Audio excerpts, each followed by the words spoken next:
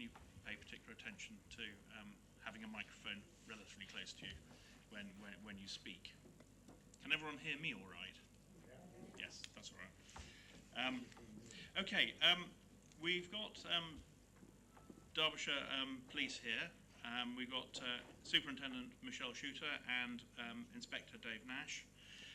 They're going to talk to us for about 10 minutes about policing in the Derbyshire Dales, and then there'll be an opportunity for questions. So whilst they're talking, if you could think of really difficult questions to ask them, that'd be great. I think Michelle's going to start off the talk. Thank you very much. Yes, if you press the button. It's a bit like X Factor, isn't it? Yes. Hello everyone, Michelle Shooter, Operational Superintendent for the now North Division. Myself and Dave, who's obviously got a more detailed probably update in respect to things affecting Derbyshire Dales. I thought I'd just open with a few minutes around. There's been lots of changes to the wider divisional structures from the old A, B and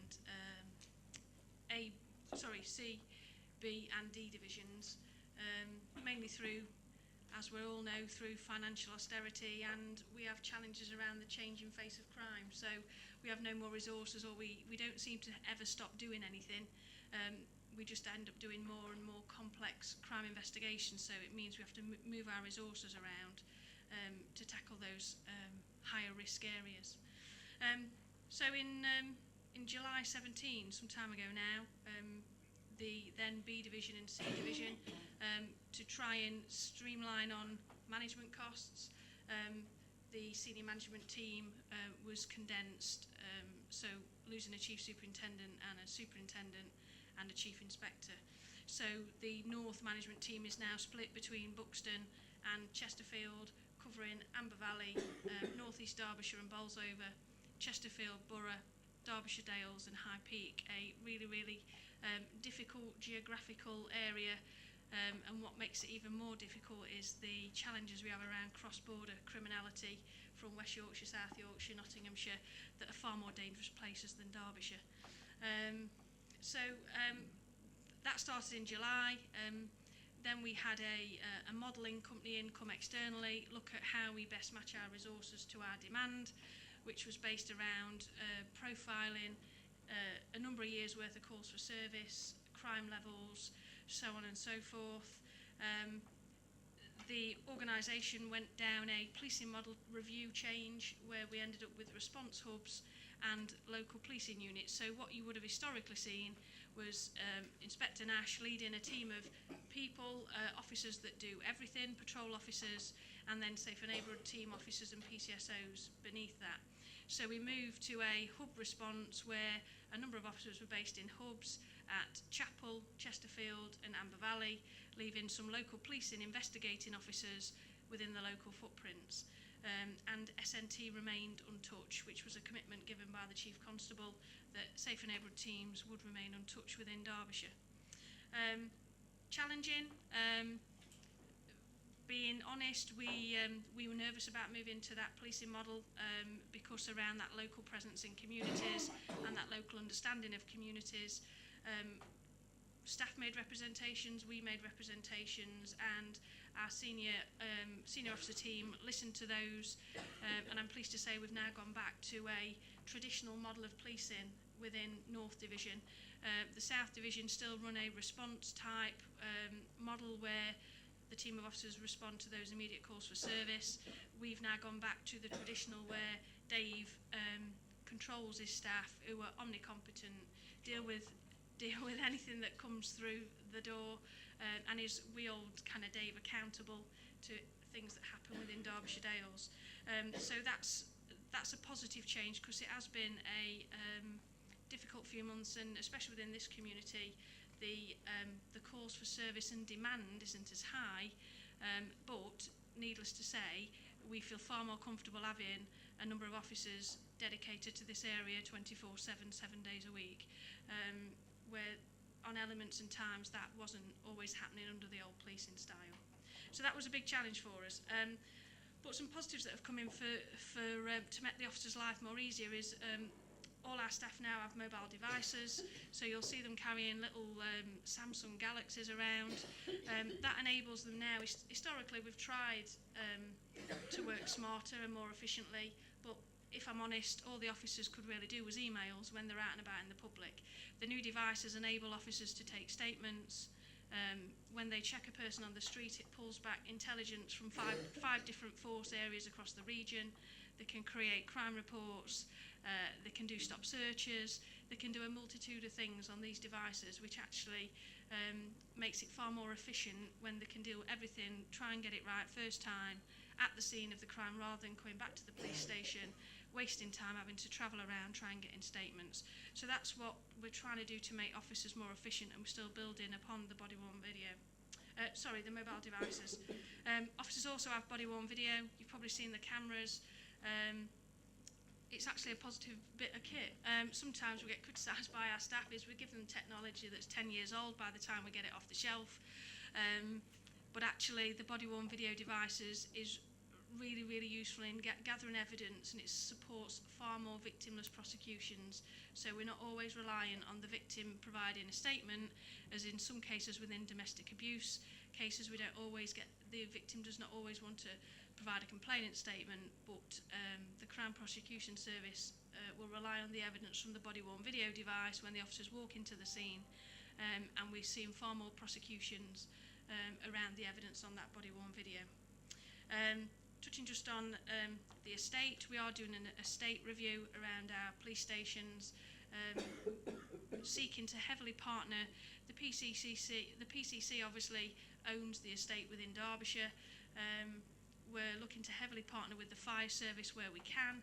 If it's not appropriate to partner with the fire service, then we're looking at partnering with other public services to try and get kind of a one estate portfolio. We'll probably touch on later with questions around the estate within Derbyshire Dales. It has been challenging. Some of our estate has not been well maintained over the years, and we're probably paying the price now. But we have now got a strategic estate manager, and we're looking at putting a 15-year plan in place around what the estate will look like within North Division. So I touched on a couple of challenges. One of the challenges is geography. One of the challenges we always face is number of officers. Everybody wants more officers. We obviously have that changing face of crime that I've talked about around organised criminal gangs, who people won't see but are operating within this area and other areas within North Division. The sexual exploitation, the online grooming, all that is ongoing within communities, and it's not always seen, and people feel reassured when they see a police officer walking down the street, but perhaps the greater risk is when the daughter's being groomed upstairs in their own bedroom on the computer, and that's the unseen issues that we have to try and deal with and try and balance resources to give that visible effect, the local policing effect, dealing with the traditional crime, but also looking at the more complex crime that is happening out there. So there's some of the challenges. I'll perhaps pass on to Dave in respect of the work Dave's done around the local Derbyshire Dales area and perhaps some of the current challenges that he's facing. Dave? I think you've stolen my thunder there. That's fine. I took over June 2016, and at that time it was in the old model, so I had what I've got now in effect. Changed over in November, was it? November last year? And most of my staff were taken away, and Derbyshire Dales had a double whammy really, because it's just a low crime area historically, not a lot of course of service, and the model we went to was based on course of service. They took a lot of staff away, and also, as I mentioned, the geographical area is a huge section, right down to East Oxford up to the South Yorkshire border. So we suffered badly, I think, as a section from both those angles. Fortunately, we quickly realised that, or the bosses realised that it wasn't appropriate, it wasn't working very well, and we've gone back to what pretty much we had before, and that's allowed me to focus what I've got. We've still got the response teams working 24/7 now out of Matlock, and they respond to each area that we cover. I mean, I break it into three: it's Ashbourne, Matlock, and Bakewell. Obviously, there's other bits in between, and I don't. But those are the three areas we sort of cover in beat areas. We've got the neighbourhood teams. The staff I've got back has allowed me to put an extra cop down at Ashbourne on the neighbourhood team down there. So there's 2 police officers down there now permanently on the neighbourhood team. And also I've got the Rural Crime Team that's set up. And Could you speak a bit more into the microphone? Sorry. You might have to get a bit closer to it, just to make sure we can all hear. Okay, is that better? Yeah. Thanks. Okay. The Rural Crime Team, I've got a sergeant and 4 PCs on that, and they're in 2 teams of 2. We are 80% rural, as you probably all know, and one of the big things that when I came here was that we didn't really serve the rural community very well. So we've embedded ourselves with the NFU initially, and we work well with them and we listen to what the farmers want, what their concerns are. We've done a lot of work with them around plant theft off their farms, and we had a really good success we were suffering badly from quad thefts from what in effect was an OCG, an organised criminal gang. We had about 80 quad thefts over sort of this time last year into 2017. The guy responsible for that is currently in custody, serving a sentence. We prosecuted him successfully. We've also done some work around wildlife crime, which again people can be dismissive of it, but it's part and parcel of this area. We've got a lot of rivers and etc. A lot of poaching fences that go on, and we've worked closely with the Environment Agency, with the Rural Crime Team, and also the 5 forces the 4 other forces that we're a region of, which are Nottinghamshire, Leicestershire, Lincolnshire, and Northants. Yes, Northants. We do regional operations amongst ourselves. We did ours this month, and we had officers from Notts and Leicestershire and Lincolnshire come across and assist us, and we do the same with them. Work with the Environment Agency and target all sorts of different poaching offences that happen around us. So it's very successful. I'm loath to say this in front of my superintendent, but I'm quite comfortable with the staffing levels I've got now, because we always want more. But in terms of the level of crime we have and the core service we have, I'm quite comfortable where we are. So are there any questions? Thank you very much. Councillor Wild? Thank you. I apologise for this because it's a very parochial question. Sorry, I'm here. Yeah. Hello. Yeah, it's a very parochial question, and it's one that one of my residents brought up to me only in the last couple of weeks. I live in the Stanton in Peak area, and we are blighted by raves on the moor, and one was only notified to, I think they rung 111, sorry. 101. And they were told at 11 o'clock in the morning, when they saw people taking petrol and the like onto the moor to run generators, and we didn't see a police officer all day. And, you know, they were concerned because they notified you, and, you know, ambulances can't get through, fire engines can't get through. It's the one thing that troubles us, and I know we're a very rural area, but people like to know that at least if they've made the call and given you advance warning that something's happening, that something, you know, there's going to be at least a visible force, if you like. It's something I'm aware of. The ones I've been dealing with are further up in Hathersage, up in the quarries there, and I've done quite a bit of work with a couple of local people who live up there who've been suffering, obviously like you have. We do patrol them. If I get to know about them, I'll put resource to them. When you ring 101, you don't perhaps always get the response that you expect. That's because they can see the bigger picture and where demand is, and the time you ring in. Lots of things are happening across the division, so you might not always get the response you want. But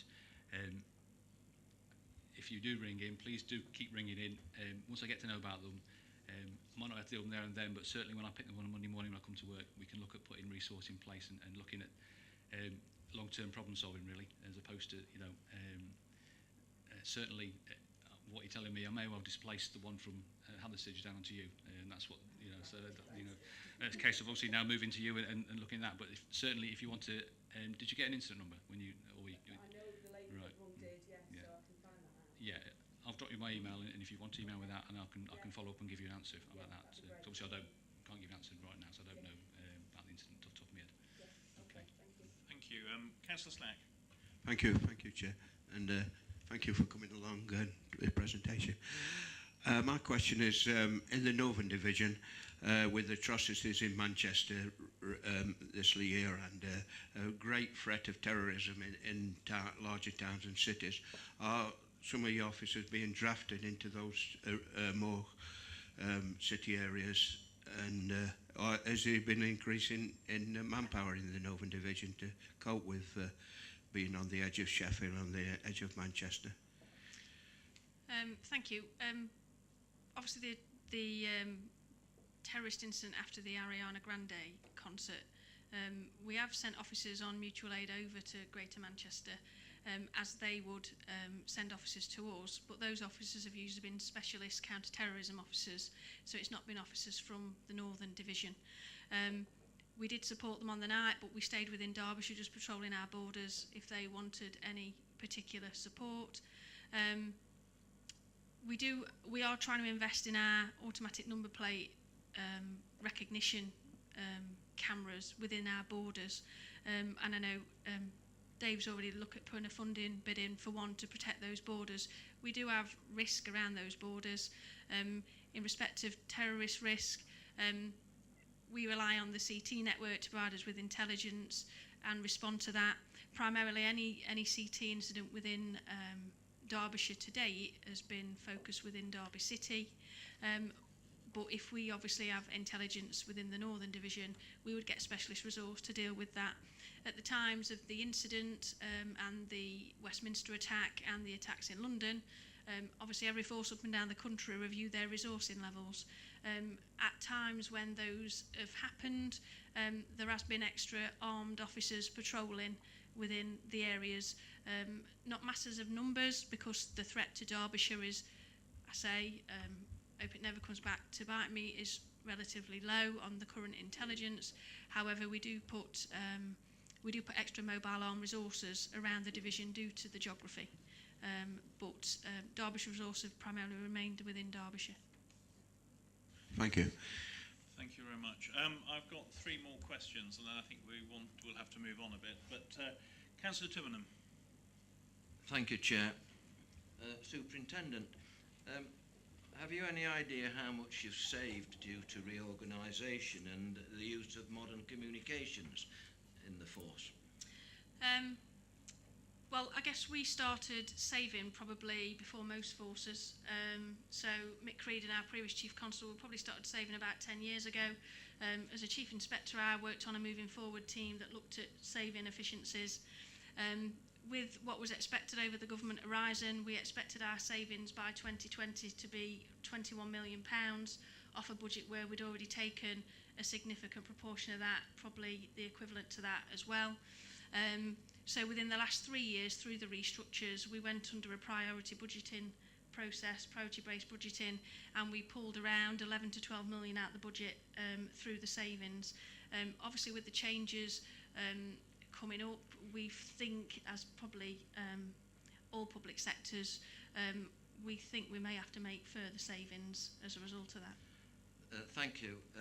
The reason I asked it was because every year the amount of extra council tax shows an increase for policing, and that's what I was trying to get at. I was hoping that the savings and other things would not result in an increase in council tax. I knew I'd get a political question. I'm back to answer. I mean, in essence, the commissioner would do the lobbying around the council tax. I think most forces have gone for the before you go to a referendum, what you can under what the PCC can ask for. I think most forces have done that. Ultimately, we are still making savings in addition to the council tax increases. Thank you very much. Councillor Martin Burford. Thank you, Chair. Michelle mentioned the problems of sexual exploitation and online grooming and so on. So I wonder how significant that problem is in this division compared to what we see in the media about problems in Bradford and Birmingham, Nottingham, places like that, urban areas. Is it a significant problem? And if that's not the most significant or a significant problem, what are, apart from poaching, what is the main issue in Derbyshire Dales, or rather in this division, that the police have to deal with? I mean, in respect of a sexual exploitation, it kind of goes across a spectrum, really. We have our younger children who go missing and have missing episodes, who are at risk of exploitation from older males. I would say by no means within the North Division do we have an issue as severe as Rotherham, potentially coming over the horizon. And I think that's due to actually we have a specialist dedicated resource that deals with the exploitation, but also the partners that try and work with these young children, and we try and enforce against the groups. What we have seen a trend of, that is a trend increasing across the region, across North Division, not particularly within the Dales I've seen, but we've had one incident today. You may have heard of the paedophile hunter groups that will basically put messages out on social media or sites purporting to be a young person, entice somebody in to send an image, make a request, make a sexual request to that young person, and then once they get the address, they go Facebook Live, stream them, and ring us, and then we attend an arrest on Facebook Live. We've had 3 in 2 weeks of that within North Division. That's becoming an increasing trend that we're seeing, where these paedophile hunter groups are out actively seeking and then Facebook streaming the officers when they attend to arrest the suspect. Dave will be able to talk around Dales. Obviously every morning I look at what's happened overnight, around what the priority risk areas are for the division. I've not seen any significance around those types of incidents within Derbyshire Dales. But ultimately, I can't say that's not happening. Sometimes you turn a stone over and you're afraid what you find, really, and what you uncover. And the more stones you start turning, the more you find. David, if you've... Yeah, I mean, Derbyshire Dales, and I say this, and I know that sometimes it sounds quite dismissive, but we are a very low crime area, and that's across the board. I don't see many instances of child sexual exploitation coming across my desk. Each morning we sit at a morning tasking process, all the stations in the division, and I generally am the quietest one on the phone because of the level of crime that we have. So that, that's the positive, and it's the good news for everybody who lives here. That's to say that, not to say that nothing isn't happening here, it does. In terms of criminality, at the moment, my focus is on theft from vans. That's what we're suffering from. Again, compared to other areas, it's not a massive problem, but it's something that's affecting the area, and that's really my focus at the moment. Over the past 12 months, so we mentioned the quad thefts earlier, we sorted that. Land Rover thefts, a couple of those recently, but again, nothing of any great note. So yeah, there's no massive trends on Derbyshire Dales at the moment that I can highlight to you. That's great. Thank you very much. Councillor Ratcliffe. Thank you, Chair. Can I too thank you for coming along this evening, giving up your time to talk to us. It's been very interesting. I have to say that this sort of dialogue that we're engaging in sadly will have to be curtailed because we've got an agenda to follow. But it seems to me that this sort of dialogue is very useful for both parties.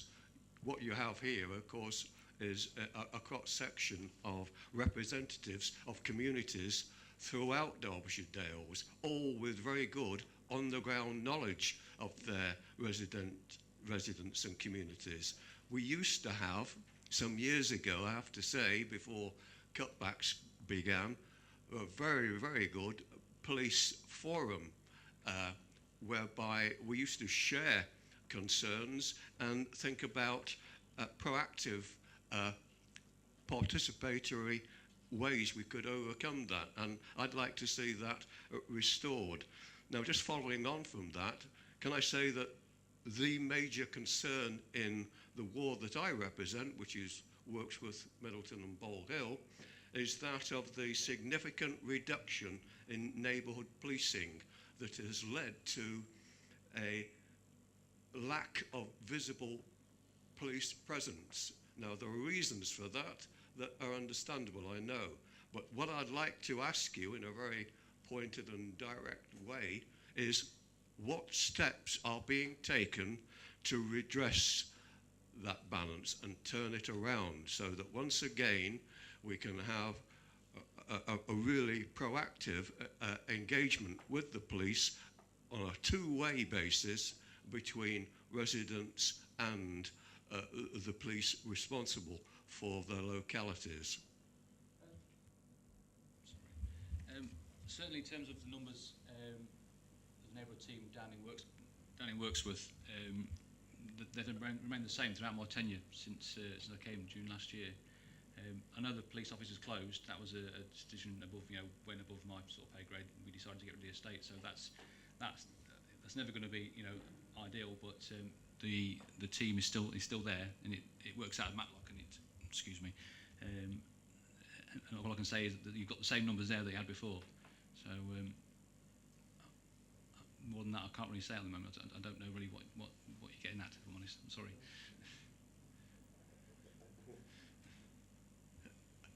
As I said before, it would be useful to have a more engaged dialogue, but I can tell you that when I began as a councillor, we had 3 full-time police officers serving my district and 1 CSO. We don't even have a CSO now. So that's the level that we've come down to. It's a reactive service now that comes in from Matlock when anything happens. There is the occasional police vehicle that comes through the town, but that doesn't compensate or make up for that reassurance that comes about by someone walking the streets. Perception counts for everything, and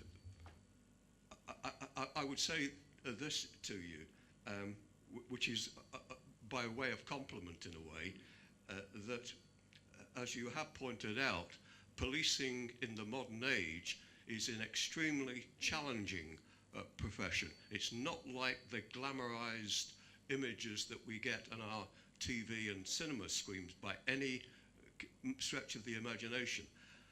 But it's a service that will produce results in part by the level of engagement with the people that it serves. If you stand outside of that, you lose so much of the beneficial interactivity.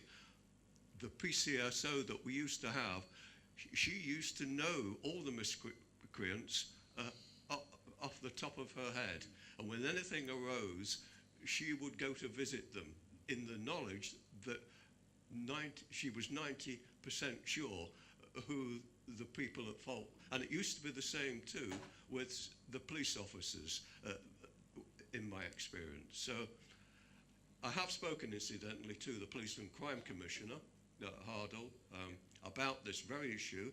I was assured that some funding would be reintroduced to help support alongside some further recruitment, but it seems to me a very slow process, in part because of the financial situation that you and we and many others in local service are faced with.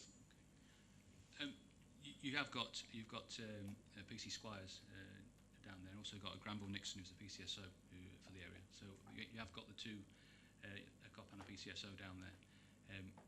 I've only got limited PCSOs and limited police officers, and obviously every area wants. I had the same conversation down at Doveridge, believe it or not, last year. Wanted more staff down there, and every area wants as many police and PCSOs as they can have. Unfortunately, I can't do that. What I do is, if there's a particular problem in a particular area, I will take from one area to another, so we can target the problem and resolve it.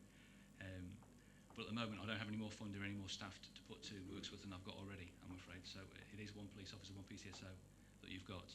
I understand the difficulty of the fact that can't be based in Wirksworth now because the police officer's gone. But certainly, I know Pat, certainly she came to me the week for a bike rack for one of the cars, so she can get a police bike, to be more visible in the area, cycling about as opposed to just walking about, so she can cover more area down there. And that's something I've funded for her to do that. So that should come online very shortly once we get the bike rack delivered, and we can do things like that. So yeah, it's not ideal. I get that. We always want more staff, but I've got what I've got, and I have to manage that the best I can. And so at this time, that's what you've got. I'm afraid I can't increase that currently. Thank you very much for that. Thank you very much, Superintendent and Inspector, for coming and spending half an hour with us, and because you kept your time quite compact, it gave us a chance to have a fair number of questions. But thank you very much for coming. members here. So I guess you've probably got other things to do, so you're free to slip out at this point. Thank you very much indeed. That was very useful. Thank you. If we now move on to the main parts of our meeting, apologies. Yes, Chair. We've received apologies from Councillors Atkin, Bauer, Bright, Chapman, Graham Elliott, Fitzherbert, Massey Gladworth, Millward, Morley, Irene Ratcliffe, Statham and Swindle. Great, thank you very much. Public participation, we haven't got any members of the public who have registered. We haven't got any members of the public here tonight. So we'll move on to 3, approval of minutes of the previous meetings. Can I have a proposer? A seconder? Thank you. Sorry, were you... Yes, I would like to raise something. I may be preempting, but I was rather hoping that we would have a respectful silence for the death of one of our esteemed council colleagues that occurred recently. Someone who I was fairly close to, both in neighbourhood and indeed as a colleague on this council. Do you intend having a moment of silence for her? Yes, I think that might be appropriate. There's Thank you, Chair. other people here, as you pointed out, who probably know her better than I do. That's Councillor Radford. Is there anything else you... No, that was just that. Okay. Thank you. If we could have a few minutes of silence, or a minute of silence, that would be helpful. Thank you very much.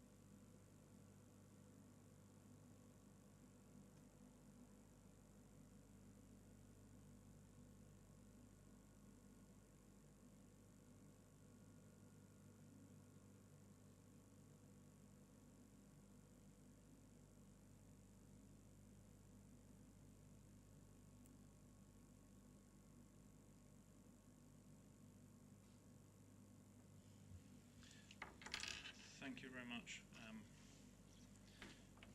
for that timely intervention. If we could now move on to declaration of interests. We have got a few papers here that relate to business rates, and Sandra was going to just say a few words about declaration of interest. Yes, Chairman. Any member of the council that has a business in the Derbyshire Dales, or any indirect interest because of family or friends who have a business in Derbyshire Dales, they will have a basic level, which is a personal interest to declare. And as this is at a policy level, it doesn't move to pecuniary. So should you make a declaration, you do have full participation and voting rights. Councillor Ward? Councillor Bull? Yes, Chair. I'd like to make a personal interest as well, please. Councillor Tuberman? Yes, I have an interest. And Councillor Jenkins? Yeah. Councillor Flitter? Anyone else got any other interests? Councillor Rose? Anyone else got any other interests to declare for the rest of the items? Okay. So if we move now on to leaders' announcements. Councillor Rose. Yes, thank you, Chairman. I'd just like to, particularly after the presentation from the police, I think it's opportune to remind members, if they need reminding, that there is a session for emergency planning to be held in Alfreton either at 1:30 or 5 o'clock on the 25th of October, and I do hope as many members as possible will take advantage of that, because we never know just, when such incidents will occur, even in what is perceived to be a safe area, having heard the inspector and the superintendent. So I think it is very important. The County Council do a first-class job in that sense, supported by the various districts, including ourselves. So it'd be nice to see as many members there as possible. Thank you very much. Chairman's announcements. I think the Chairman's got some additional comments to make on top of the piece of paper you have in front of him, which outlines his engagements to date. Yes, Chair, thank you. Thank you very much. First and foremost, I'd just like to apologise to members. My vision isn't too good tonight again, and I'm not ignoring you. It's just I can't see you. So please bear with me tonight. Firstly, I also, on behalf of this council this week, asked for a letter, and I signed yesterday and sent off a letter of condolence for former councillor Jennifer Radford, who passed away this week. So I just wanted members to know that that had been done.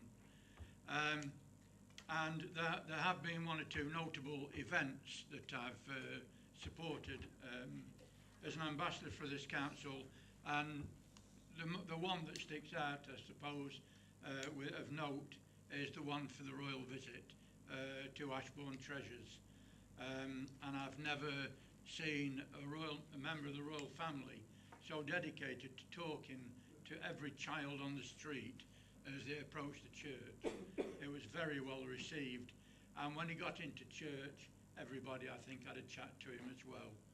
So it was well worth supporting. Just a word on fundraising. I did say I was having an open house where people could just come, have a cup of coffee and a chat, buy a raffle ticket, and we raised £285, which I thought was quite good on the day.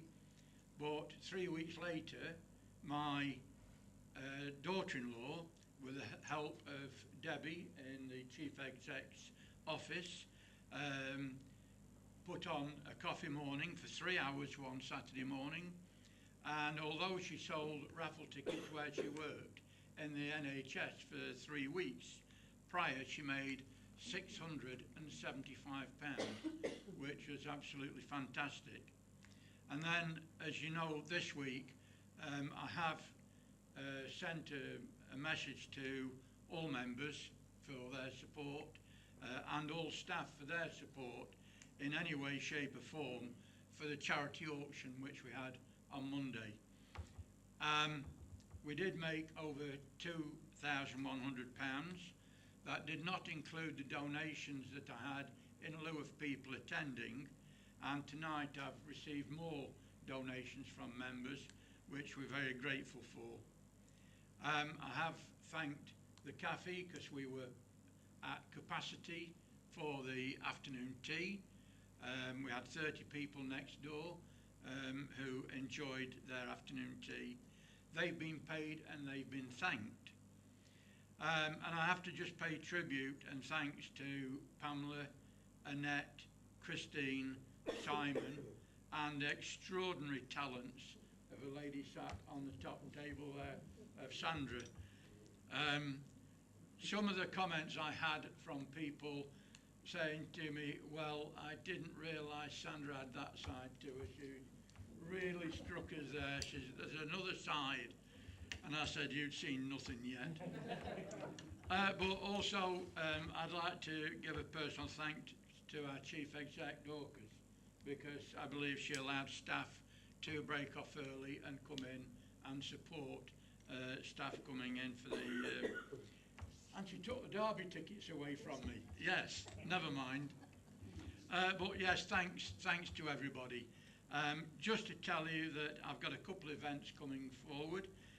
Not serialised yet, but I'm having a 6-ball snooker challenge which will take place in one whole day, and that is growing by the minute because it's growing into a darts competition, a dominoes competition, and a crib competition, as well as a snooker challenge. But on the other side of the coin, in spring, a very good friend of mine, Jean-Claude, is putting on a wine and food evening and donating all the food and all the wine, and everything that's charged and the raffle will go towards the air ambulance. So those are two to look forward to. And Sandra, I think, is trying to goad me into having a grand raffle at the end of my term. So I've got to pull out the stops and get some really major prizes there. Thank you very much once again, councillors. Thank you, Chair. Thank you very much. Thank you for that. If we can move on now to item 7, which is committees. Receive the non-exempt meetings of the committees. Can I have a proposer? Seconder? Yep. Councillor Furness. Yep. And now we move to item 8, which are questions. I think we've got 3 questions. Councillor Rose? 4 questions, sorry. Councillor Rose? 3 of which come from Councillor Ratcliffe, who... A little bit like the London buses, I'm afraid, Lewis.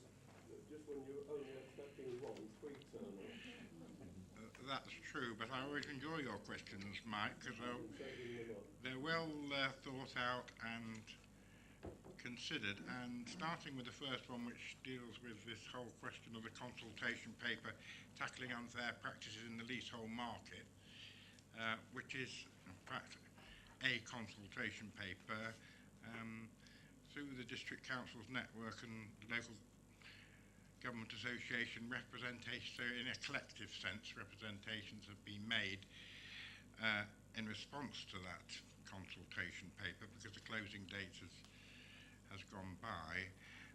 And they're in 2 parts because basically, because we're representing the public sector, we, I think, have a view that housing associations and community land trusts and the sort of organisations you mentioned in your question are actually quite well behaved, run sensible businesses and do not use ground rents and other means of extracting extraordinary sums of money out of their tenants. They try and make it pay, they're not there to make excessive profits. But that is not true, I'm afraid, in the private sector or in certain parts of the private sector. I'm not saying this applies to everybody, and I certainly know as a lawyer that there are some appalling situations that have occurred where well-known public companies have used this ground rent device to extract disproportionate sums of ground rent out of unfortunate people. And that does need condemning, and it's now happening in the freehold sector as well. So I agree that from our point of view, we want to see the present arrangements still apply to housing associations and community land trusts and organisations that have sensible arrangements, but certainly something needs to be done about the mavericks. And in that sense, I think both the Local Government Association and the DCN recognise that that point has to be addressed. Yes, thank you, Lewis. I had realised, of course, after submitting this question, in fact, that the consultation itself had finished. But I understand that letters are being sent via Patrick McLaughlin just to register concern over these moves. I think there's a theme, incidentally. This could be my supplementary. I don't know if you'd agree with me, but I think there's a theme that has run through the questions that I posed to you this evening, and it's really about the effect that central government, I think, are having upon a local authority whose, and I've said this before, some of its ethics and social conscience, I am pleased to belong to such a council. And I think they are undermining some of the things we are attempting to do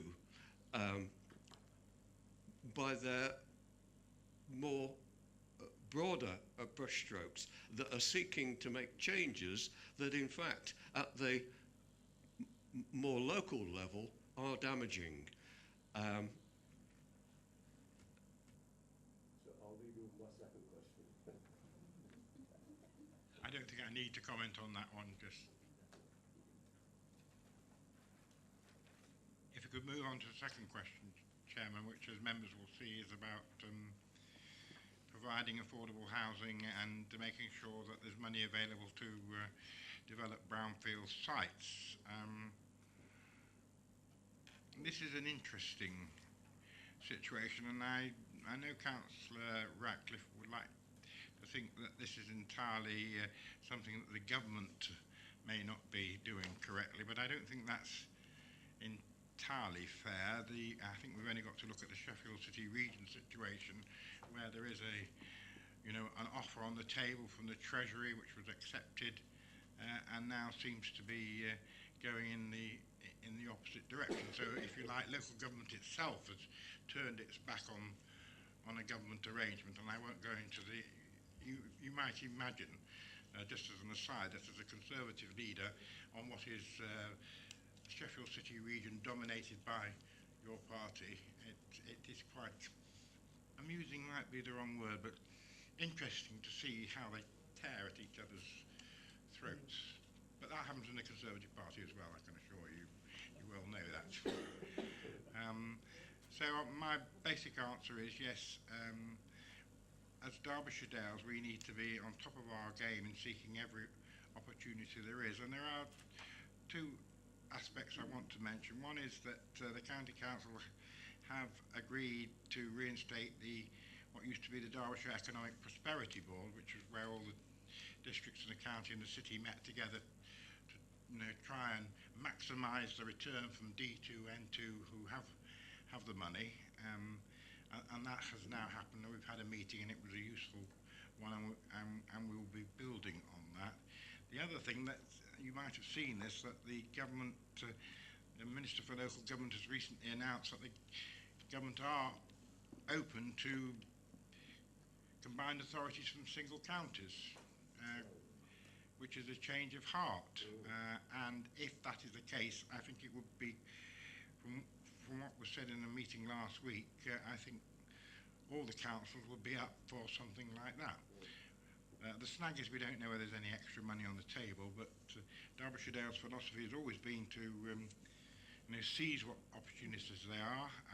We took a rather unusual stance, which was disagree with all my Conservative colleagues, that we might have been up for a combined authority with Nottingham, preferably without a mayor, but we were looking at that carefully, whereas others dismissed it, and that all collapsed.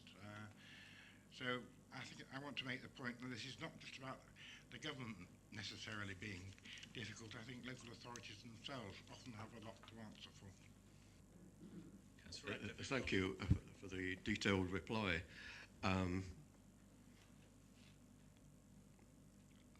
I think on the basis of what you've just said, you've given some hint of alternative funding sources. I don't know if I have interpreted what you said correctly.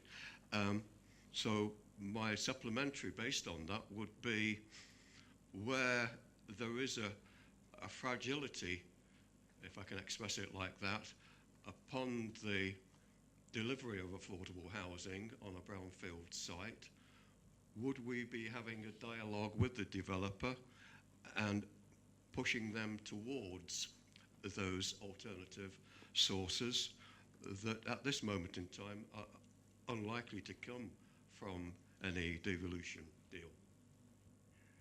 Well, yes, and certainly the Homes and Community Agency does have funding available for difficult brownfield sites, and that is out there. And I think our housing team has been extraordinarily proficient in looking for opportunities when it comes to money towards affordable housing, and this would be no exception.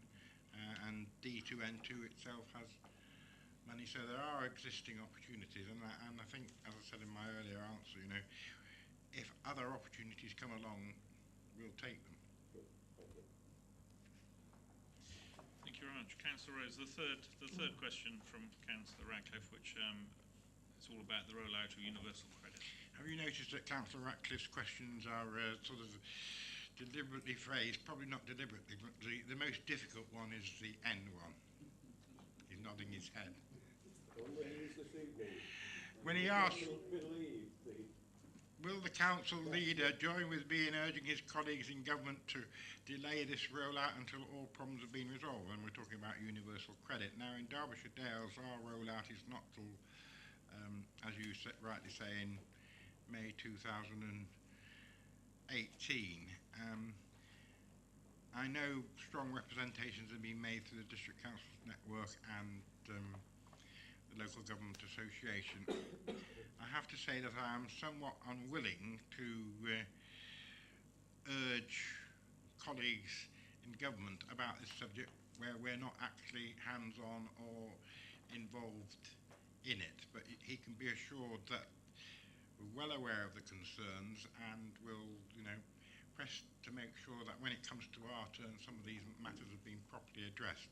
I mean, the government has decided, in fact, a letter was written by the Director General of the Universal Credit Programme, that's the title, to benefit managers and chief executives on the 2nd of October to say they're going to continue. Well, I hope they're going to listen. Thank you. I think, unfortunately, there is a near certainty that in its present form, our council will feel some impact from the rollout of this revised welfare benefit scheme.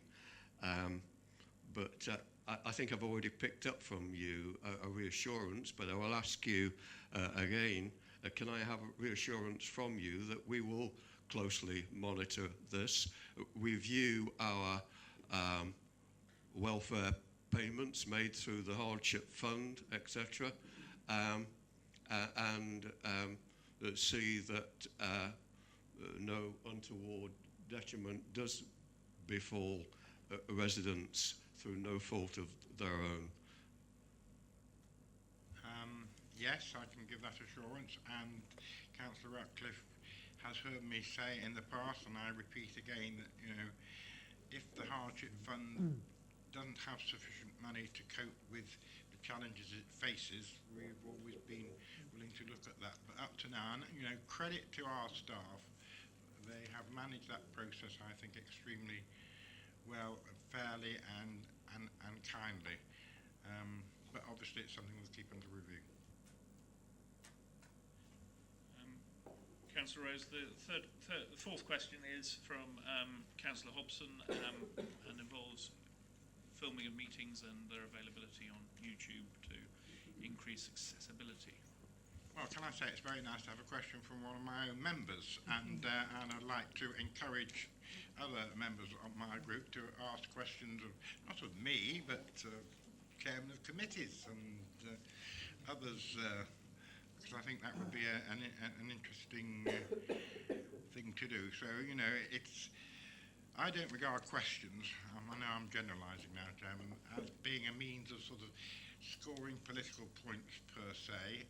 I don't think Councillor Ratcliffe does, because I think his questions are genuine, and this is a genuine question. I think it's an opportunity to get answers, and for me or others to, you know, explain what we think and where we're coming from. So, having waffled, I'll try and answer the question. I mean, the short answer is yes, Mrs. Hobson, but we have, we are, I think, through Jim Firm, making considerable progress on making sure that people know what's going on. So, for example, we enjoyed very good attendances on some large-scale planning applications throughout the local plan process. The video coverage is helping us to reach out to more and more interested parties. I'm sorry to say, and you point this out, that the important business of our routine meetings doesn't always attract the same level of attention. So I agree that we do want to see more if we can get it. So thanks to the communications and marketing team, we're now able to stream live on YouTube, and our current policy is to cover all meetings of the council and to hone in on other meetings depending on the agenda. So, for example, special council to review the leisure review last year, 473 views. Local plan debate in December 2016, 318 views. Special council local plan again in June, 279 views. We are now recording meetings. We've started from a very modest base, and obviously we've chosen a system that's not too expensive. Obviously it does involve staff time, as Jim's demonstrating in directing the filming, and it's not always possible to do this at Ashbourne because of the fact there's no internet connection. So, you know, it's something I think we're working on and will continue to work on, and I think we are improving. Would you like to supplementary? Thank you, Chair. It's just a comment. Thank you, Councillor Rose, for your very positive comments, and I'm encouraged by what you've said. As a council, I feel we have a responsibility to shine a light on the decision-making process at all levels, and I hope that this consultation process on encouraging communication at all levels will continue. And thank you to Jim for all his help. I agree. Thank you very much, Councillor Rose, and those who proposed questions. If we can now move on to agenda item 9, which is business rates for evaluation on the temporary relief scheme, which I think Karen is going to speak to. Thank you, Chair. Members might recall that back in March, the Chancellor of the Exchequer announced more help for businesses as a result of new rateable values being introduced following the revaluation of properties. And there was, at that time, there was quite an outcry from the business community about the higher rate bills that subsequently landed. As a result, the government announced 3 schemes to help businesses. The first one was to give a discount to pubs. The second one was to help businesses that had lost their small business rate relief. And the third one was a local scheme that was left to individual councils to design within certain criteria.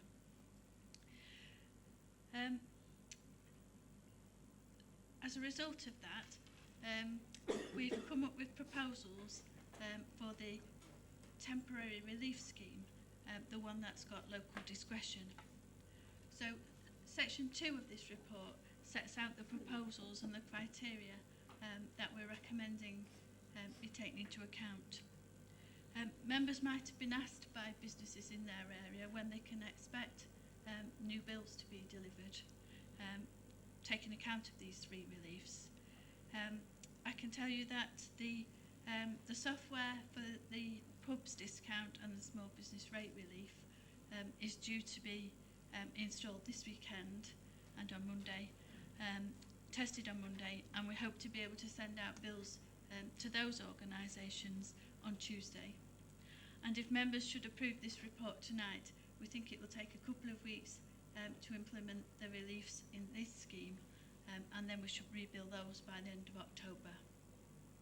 The government has asked us to let them know when we've rebilled, and they are keeping a list on their website of local authorities that have done so. As part of the process, we had to undertake some consultation with major preceptors and local businesses. The County Council has responded to say no comment, and they haven't had a response from the Fire Authority. And I think Steve's going to tell you about some responses from the business community. Only briefly, with your permission, Chairman, we contacted the local chamber, East Midlands Chamber. They didn't pass any comment because we're actually not a member. However, we did also contact Business Peak District, which represents businesses across the whole of our area. We had 3 responses from members there, all in support of the scheme as proposed. Have we got any questions or comments? Councillor Slack. Thank you, Chair. First of all, I do welcome this assistance coming forward for small businesses and pubs. But I know many small businesses have said to me, are they suffering this year? And they've never suffered like it before. It's really the strain of running a small business in our towns against the great big out-of-town multiple stores which are taking an enormous lot of trade away from local towns. It's distressing at times for many of those businesses, and they do need this assistance. My question is, what size do the criteria meet for small businesses? What is the measurement of it? Small business and pubs. I think the small business rate relief is eligible to businesses under £15,000 rateable value, 15. Yeah.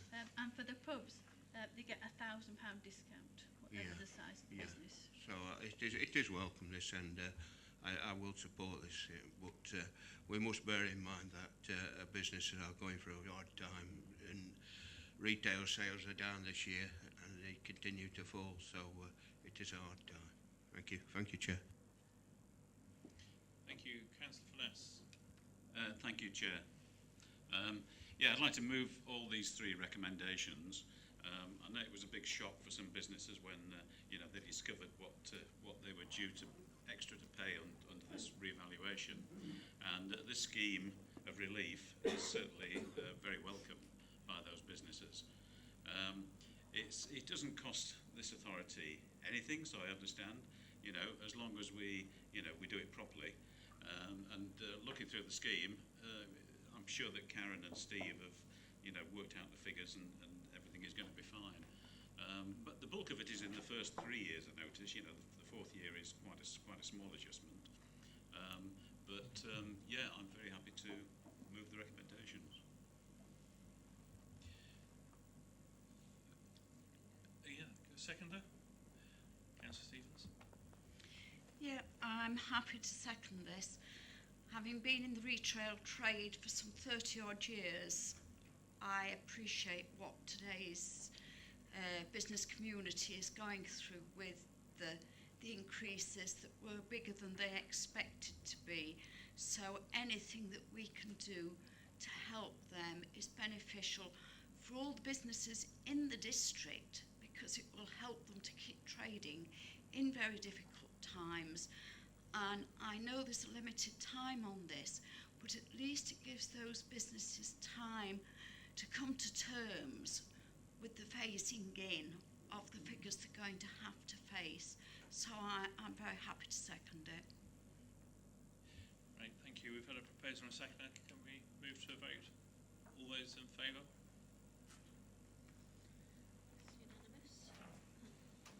Thank you.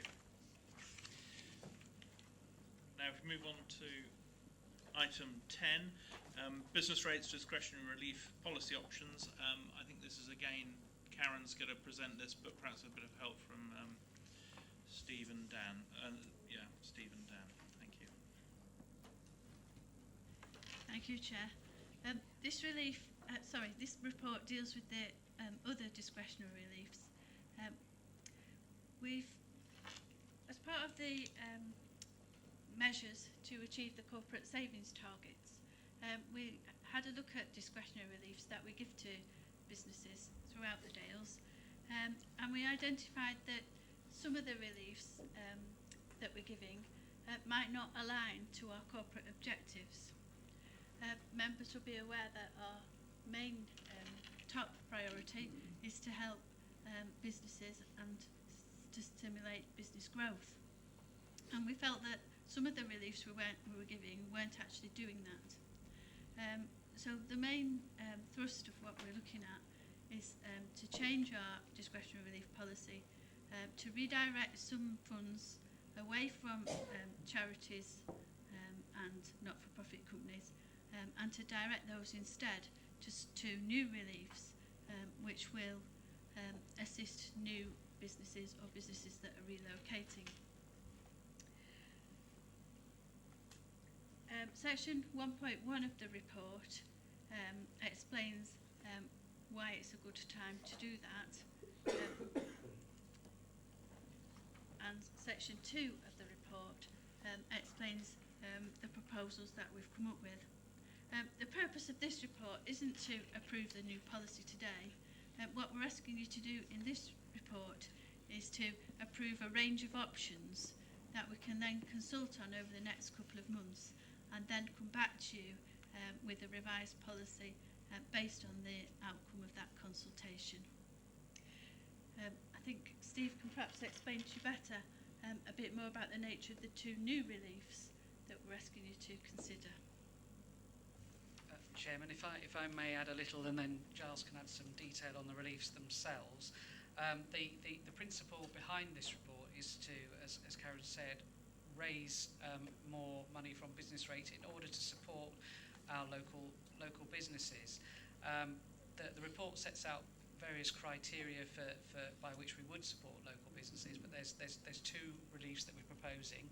One would be for empty business premises to help new businesses start up in that respect, and the other would be to support business growth by helping for a short period of time businesses who are moving to larger premises in the Derbyshire Dales and or those who are relocating into the district from outside the area.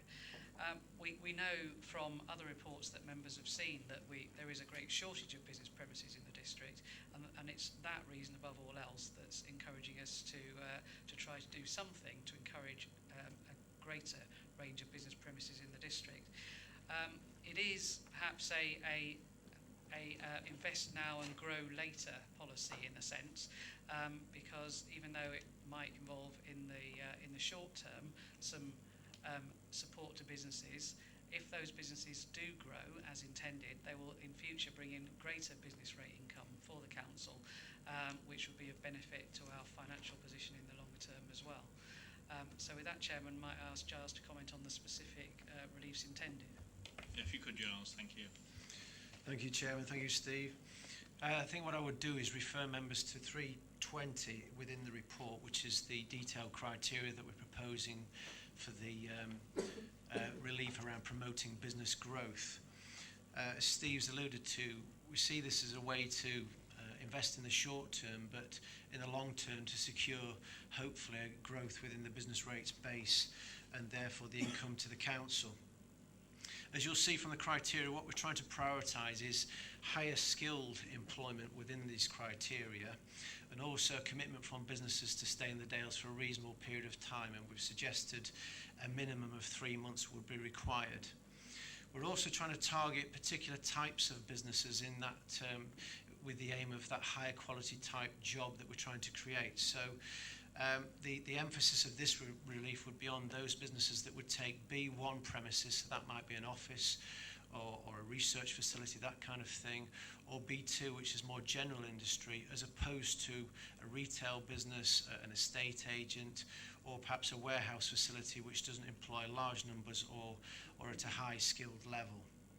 I think the other criteria are fairly self-explanatory. We're looking for up to a minimum of 5 jobs where possible. So again, this relief is quite targeted and aimed at trying to achieve the council's top priorities. So that's where I'll leave it, Chair, and we'll try and take some questions. Thank you very much. Councillor Rose. I'll start the debate, Chairman, because I think we've all known for some time that the discretionary relief on top of the mandatory relief was an area that needed to be looked at, particularly in the sense that the council's finances are tight, and we have to seriously question just how much money is given to certain organisations on top of any mandatory relief they should get. So it might have been quite tempting for officers to come along and say, let's grab some money back from various organisations who have benefited from this over a number of years and put it in the kitty. But I'm very pleased to see that, you know, some very imaginative and broad thinking has been given to this, and in a sense we're going to use some of this money to, you know, fund a new scheme with a specific aim, as both our officers have said, of encouraging business growth in very important areas, the sort of businesses we want to attract to Derbyshire Dales. So I think, you know, going out to consultation with a, you know, a good number of options, people can't complain that there aren't enough options to look at, and including this is a very good move indeed. And I think, in a sense, the whole purpose of the consultation is to thrash out some of the detail and reflect on what comes back, and it may be that the officers will want to, you know, amend or tweak some of these proposals. So I don't think it's necessarily for us to sort of go into a detailed debate tonight about the whys and wherefores, because we're merely consulting on something which we know needs to be done, and I think on something that I think is an exciting prospect for the future if the consultations come back, as I hope they will, in a positive manner. So I'm happy to move the recommendation, Chairman. Councillor Catt? Chairman, I'll certainly second that and echo the comments that have just been made by Councillor Rose. Councillor Ratcliffe? Yes, thank you, Chair. Can I reiterate what has been said about the importance of this, and also just to, again, amplify again what Steve and Giles have said about the underlying benefit of both of these reports being to nurture small businesses and enabling them to grow and then contribute in a more in a larger way to our income. I was very struck by a percentage earlier on in Karen's report that business rates account for 25% of this district's income, a no mean sum, and vital if we are to continue providing the services that we're still able to. I'd like to ask you a question, if I may, that I know often comes along with the general public, and that is the difference between charities who can receive charity relief up to 20% discretionary, and the exemption from that, and indeed business rates of charity shops. It just seems slightly anomalous, but maybe I'm just misunderstanding it, that a charity shop, which is actually the working arm of a charity, should be exempt from this. Is there a reason? Oh. Our current policy means our current policy awards 80% mandatory relief to charity shops, and we don't currently give any top-up relief to charity shops. Because they get the 80%, they're not entitled to the further 20? No, the 80% is mandatory. We have to give that if they're a registered charity, whether it's a shop or an office that their charity occupies. Is it a misnomer then that they're exempt from business rates? It is, because in Derbyshire Dales they have to pay 20% if they're a shop. Right. Yeah. Well, that's worth knowing in case someone asks me. Any further, Councillor Finesse? Yeah, thank you, Chair. Steve and I were at a workshop at Thornbridge Hall last week, which was about the Peak District National Plan for the future, management plan. And we were both pressing for officers at Peak Park to be proactive in looking for selecting new sites for business. I'm hopeful that, I think, you know, we certainly made good points there, but it was a bit too late to go into the draft plan that came to the authority on last Friday. But it is going to come back again to members on December the 1st.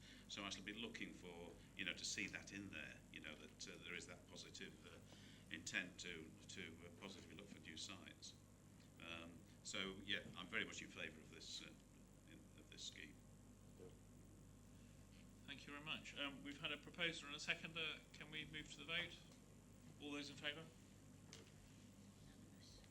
Unanimous. Okay, so we move on to item 11, which is Treasury Management Annual Report, 2016-17. And again, this Karen again. Thank you, Chair. I haven't really got anything to add to the report other than to say I'm pleased that during 2016-17 performance in Treasury Management didn't breach any of the limits, and that we managed to get more interest income than we'd anticipated when we set the budget. Happy to take any questions. Councillor Catt. Thank you, Chairman. Thank you, Karen, for this report. It's very much an historical report in that it deals with 2016-17, and as you've quite rightly pointed out, all of the Treasury limits were kept within during that period. If that hadn't been the case, we would certainly have known by now through our external auditors. The report very much speaks for itself, so I will move the recommendation that the Treasury Management Annual Report for 2016-17 be approved. Thank you very much, Councillor Catt. Can we have a seconder? Councillor Stephens. Yeah, I'm happy to second it. Nothing really to say. Karen's mentioned the one thing that jumped out at me when I read the report, and that was the interest return, which I thought was very good, and the team need congratulating on achieving these results. Thank you very much. Councillor Tivenham. Thank you, Chair. Karen, I noticed in the report that long-term borrowing is about 5.5 million at 4.1% interest rate. Investment funds about 7.25 million at 0.33% interest. It costs us about 220,000 to borrow, and we receive about 23,000 in interest on our own deposits. It might be a bit naive on my part, but is it possible that the balance could be changed in some way so that it's not costing as much? In other words, do we have to borrow 5.5 million when we've got 7 million odd? Because of the difference in the interest rates, it seems to be costing us over 200,000. I wonder if you could enlighten me, please. I'll try. Yeah. The borrowing relates to long-term borrowing from the Public Works Loan Board that we took out around the time that we built Art Leisure Matlock, and it also included an amount for refurbishing public toilets at the time. So that's fixed. It was fixed for 60 years at a given rate, and that reflected the market at the time. The interest that we're getting on investments reflects short-term investments. So these are investing daily cash flows where we have more than we need and we place the money on the market. We're getting as much as we can for that, bearing in mind that we need to make sure the investments are placed in a secure environment and that they're relatively liquid so we can access them when we need them.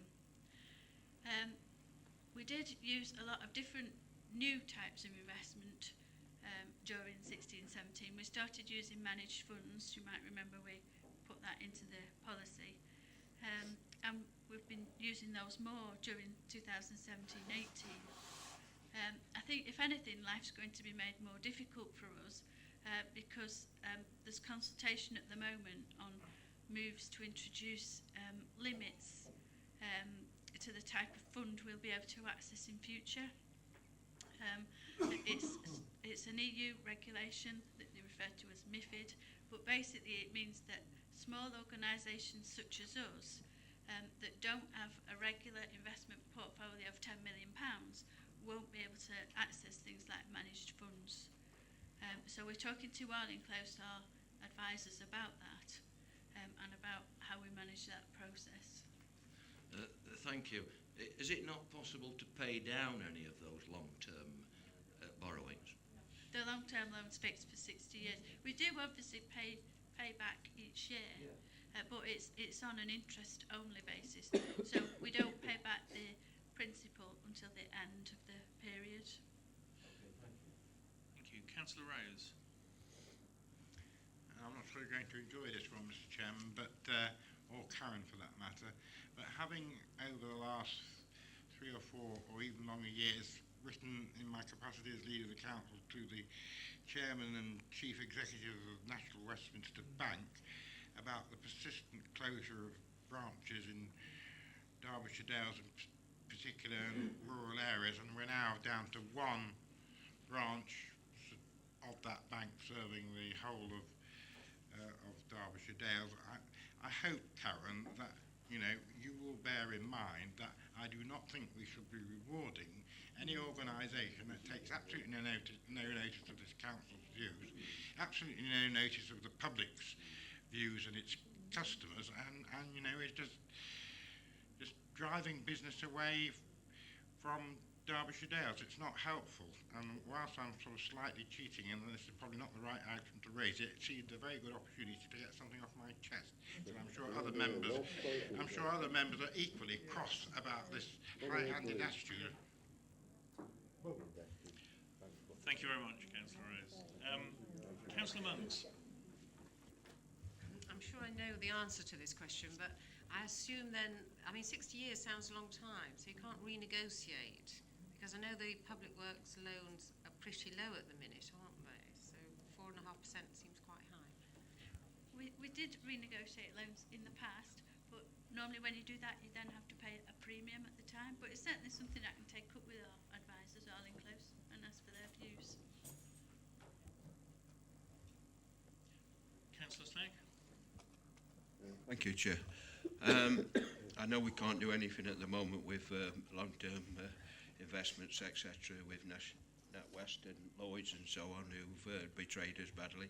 But can we bear in mind in the future years the people that stood by the Derbyshire Dales, like building societies like Nationwide and other still here and working for the community? Can we bear this in mind in future when we invest in money? I know we can't do anything at the moment, but can we bear this in mind in future? Thank you, Chair. Thank you very much. It's been moved and seconded. Can we move to the vote? All those in favour?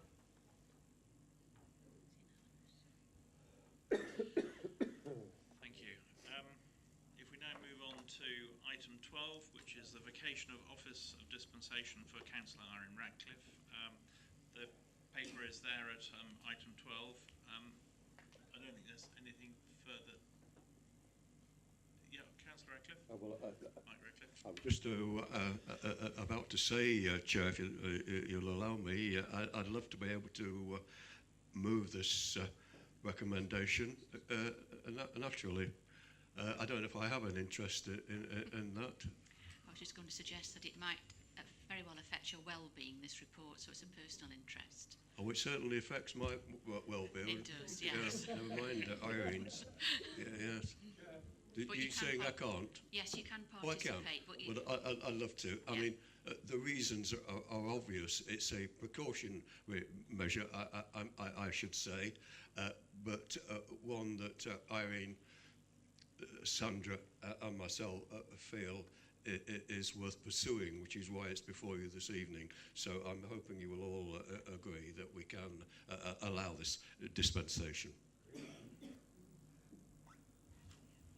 you. Sorry, Councillor Slack, I think. Yes, if Michael's moving it, I'll second it, Chair. So, Councillor Flynn? Yeah, I was just going to move it, Chair, so Okay. And Councillor Catt?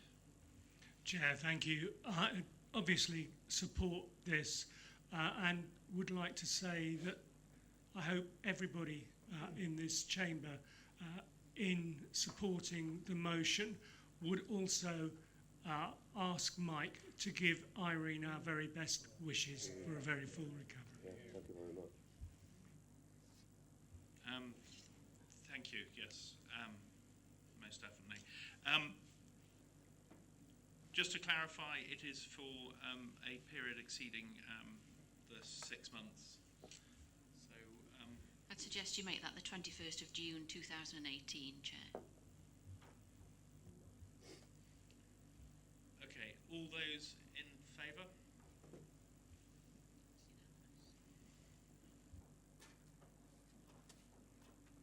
Thank you, and do send Councillor Irene Radcliffe our best wishes.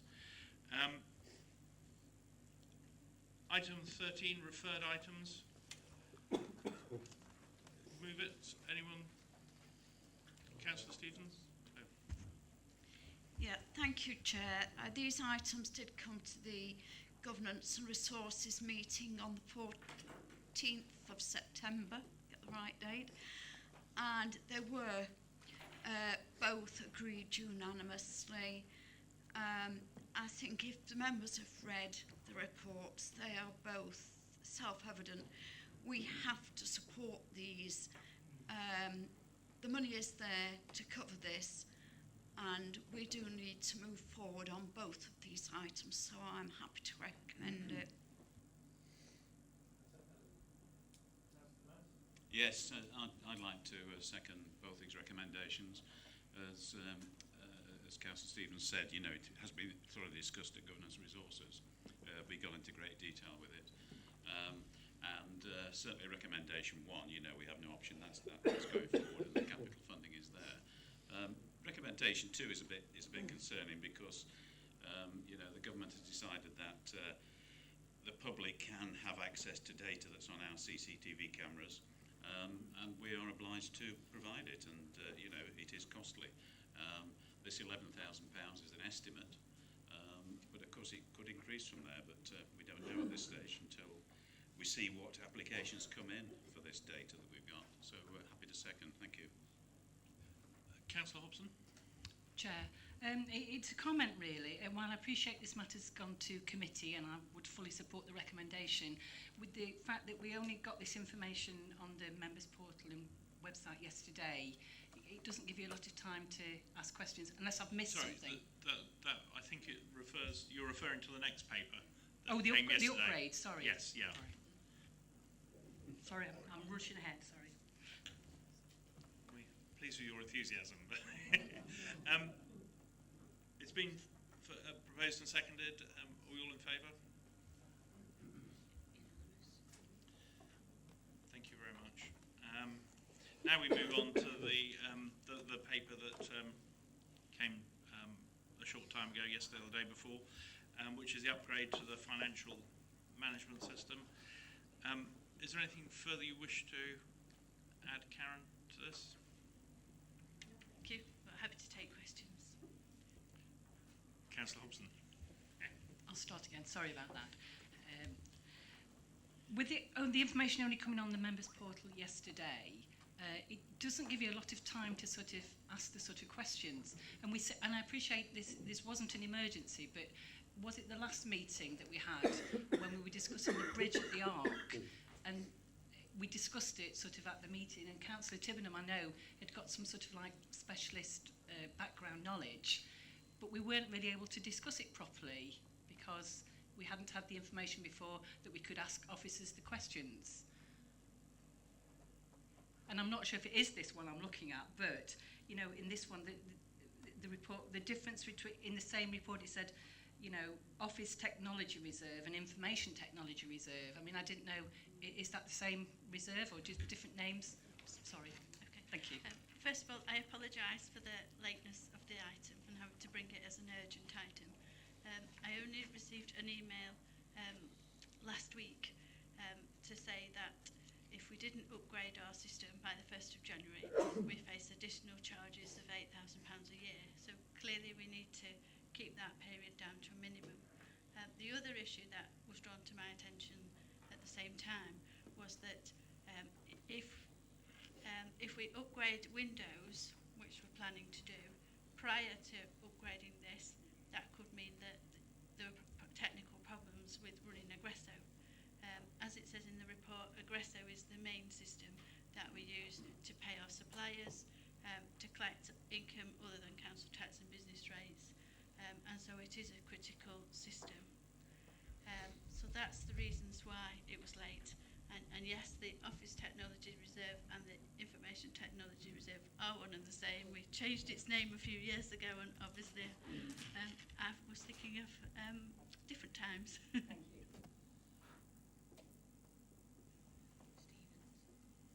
Councillor Stevens? Thank you, Chair. Well, I have to put my hands up and say I agreed with Karen earlier in the week at a request for this to come forward with the Councillor Shirley's permission as an urgent late item. It is too important for us to delay it for another meeting. If anything goes wrong and we're not moving on with this system, it would be very detrimental to the council. If you look at section 2.1, it is very clear what could be affected if anything went wrong. We could have problems with the general ledger, budgeting, purchasing, requisition ordering, processing, payment to suppliers, bank reconciliation, VAT accounting. Now, if anything goes wrong with any of these, anybody who's had any involvement with any finance of any description will know that it would have very serious consequences, because it would take a lot of getting back together again and getting sorted. So, again, I apologise with Karen that it's come urgently, but I agree wholeheartedly with her. We have got to do this. So I appeal to all of you. I am going to move it. Please support it. We do need to get this rolling.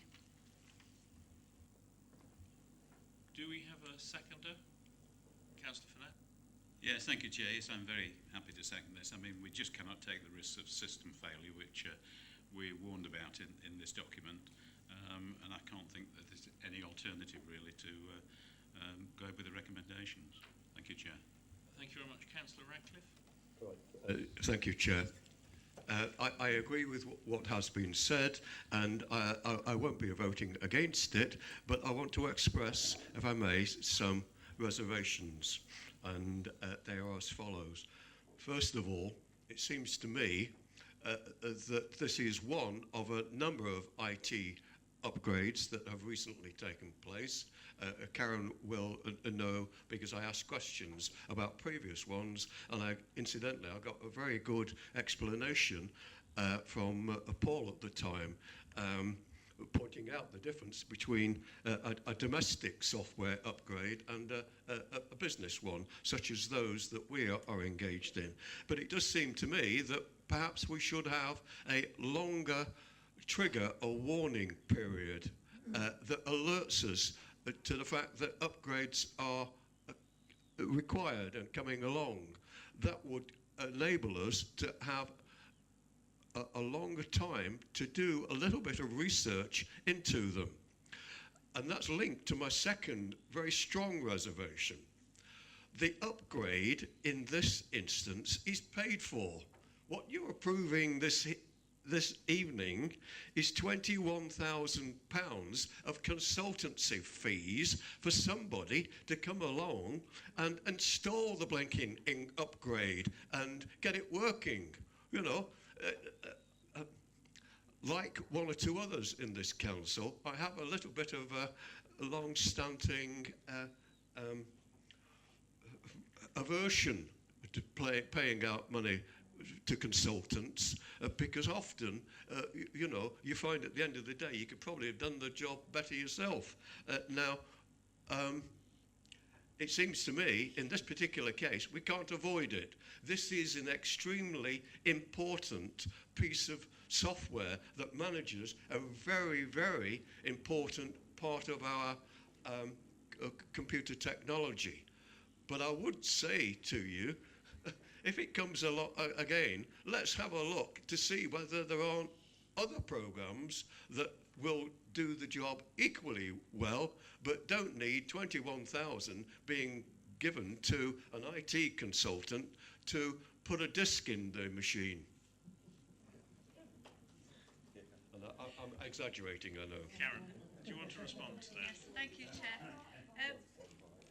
To pick up your first point about planning for future upgrades, since this happened, we have reflected on that, and also we had a meeting yesterday with the ICT group, and one of the things we discussed there was starting to develop and review our ICT strategy to identify, to speak to each head of service, to identify what they'll need over the next few years, and to link that with an investment plan in the capital programme.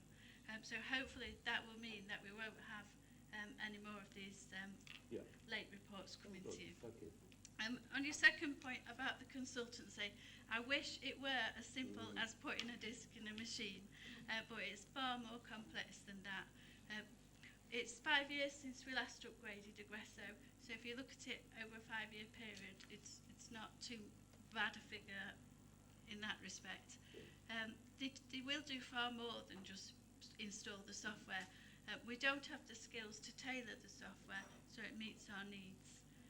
And also what they'll probably do at the beginning of that is do an exercise to see where we're not happy with the system as it is at the moment and build in some improvements to help efficiencies and to help improve our financial reporting. The other issue is the cost at the moment is just an estimate. As I said in the report, we will do a procurement exercise on that, so it might actually be less than that at the end of the day. Thank you very much. Councillor Morley? Thank you, Chair. My question's now been answered. That's great. No further questions. It's been proposed and seconded. Those for approval? Unanimous. Thank you. We now move to item 14, which is the sealing of the documents. Can I have a... Thank you. All in favour? Great. We now move to the exclusion of the public and press, which I move. A seconder? Councillor Finesse, that's great. Thank you. All in favour? Unanimous. Thank you. We now receive the exempt minutes of the committee shown below. Proposer?